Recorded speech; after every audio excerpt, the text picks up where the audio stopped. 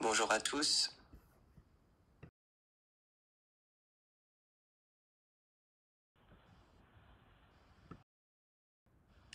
Nous sommes Mélissa et Glenn, élèves en première année de droit à la Haute École Lucien de Brocaire. Nous allons vous présenter une série de vidéos composée de 6 épisodes, dont le premier est porté sur les agents économiques et leur rôle dans l'économie. Nous allons d'abord faire de la théorie. Il y a différents agents économiques, il y en a 5.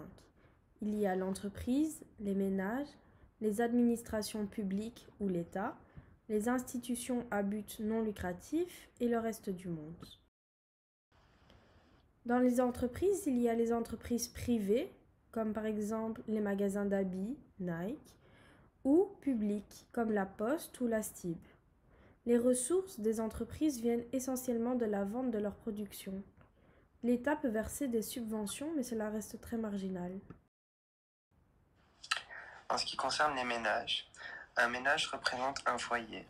Ils fournissent leur main-d'œuvre aux entreprises qui leur versent en échange un salaire qui leur permet de consommer. Ils disposent souvent de compléments de revenus qui peuvent venir de placements ou d'un patrimoine. L'État verse aussi, dans certains cas, des allocations. En ce qui concerne les administrations publiques ou l'État, des organismes dépendants de l'État qui rendent des services publics non marchands. Les ressources des administrations viennent des prélèvements obligatoires. En ce qui concerne les institutions à but non lucratif, on retrouve dans cette catégorie des associations caritatives, des organismes sportifs, des syndicats et des partis politiques. Leurs ressources viennent des cotisations des adhérents, des dons ou des subventions publiques. On finit ce point théorie par le reste du monde. Ça désigne l'ensemble des acteurs étrangers qui effectuent des échanges avec les acteurs économiques nationaux.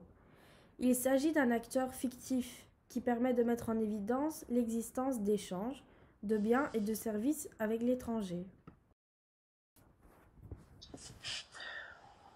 Maintenant, on va parler de leur rôle dans l'économie. On va commencer par l'entreprise. Elle a pour fonction de produire des richesses. Le seul impératif de l'entreprise est d'optimiser la combinaison productive en faisant varier les facteurs de production. Elle a aussi pour fonction de distribuer des revenus à ses salariés et des dividendes aux actionnaires. Et elle paye des impôts et des contributions sociales qui financent l'État et les organismes sociaux.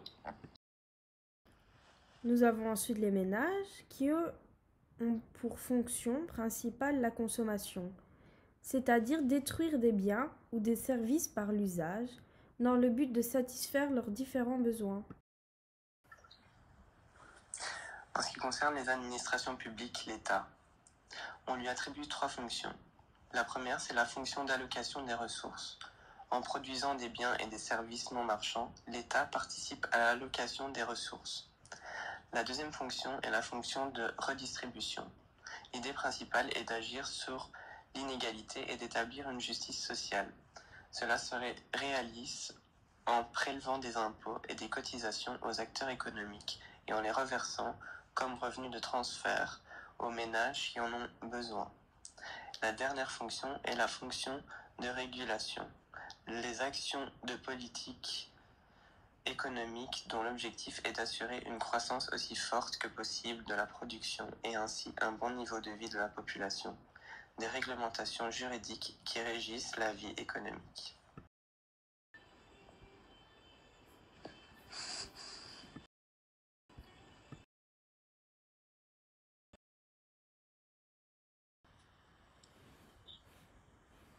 Au revoir.